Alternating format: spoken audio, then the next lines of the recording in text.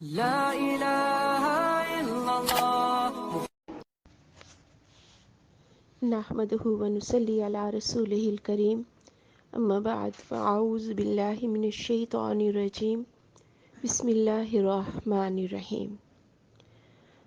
سیدنا ابو موسیٰ اشعری رضی اللہ تعالیٰ عنہ بیان فرماتے ہیں کہ مدینے میں ایک گھر والوں سمیت رات کو جل گیا۔ جب ان کے بارے میں رسول اللہ صلی اللہ علیہ وآلہ وسلم کو بتایا گیا تو آپ نے فرمایا، یہ آگ تمہاری دشمن ہے، جب تم سونے لگو تو اسے بجھا دیا کرو۔ یہ متفق علیہ حدیث ہے۔ اسی طرح سیدنا جابر رضی اللہ تعالیٰ عنہ سے روایت ہے کہ رسول اللہ صلی اللہ علیہ وآلہ وسلم نے فرمایا، برتنوں کو ڈھانپ دیا کرو، مشکیزے کا منہ باندھ دیا کرو، دروازے بند کر دیا کرو اور چراغ بجھا دیا کرو، اس لیے کہ شیطان بندھے ہوئے مشکیزے کو، بند دروازے کو اور ڈھکے ہوئے برتن کو نہیں کھولتا۔ اگر تم میں سے کسی کو کوئی چیز نہ ملے تو اس کی چوڑائی میں لکڑی ہی رکھ دے اور اللہ کا نام لے، اس لیے کہ ایک چوہا بھی گھر کو گھر والوں سمیت جلا دیتا ہے۔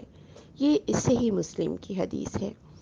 تو یعنی ان احادیث میں رات کو سوتے وقت آگ بجھا دینا یعنی اس کی تلقین کی گئی ہے۔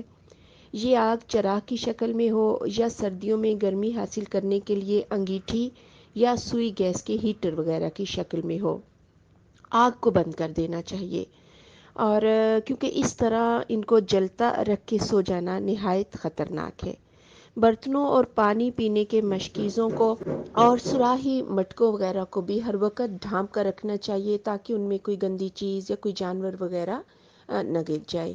اور اسی طرح رات یا دوپہر کو، بلکہ آج کل تو ہر وقت ہی دروازوں کو بند رکھنا چاہیے تاکہ چوروں اور ڈاکوؤں سے بھی بچاؤ رہے۔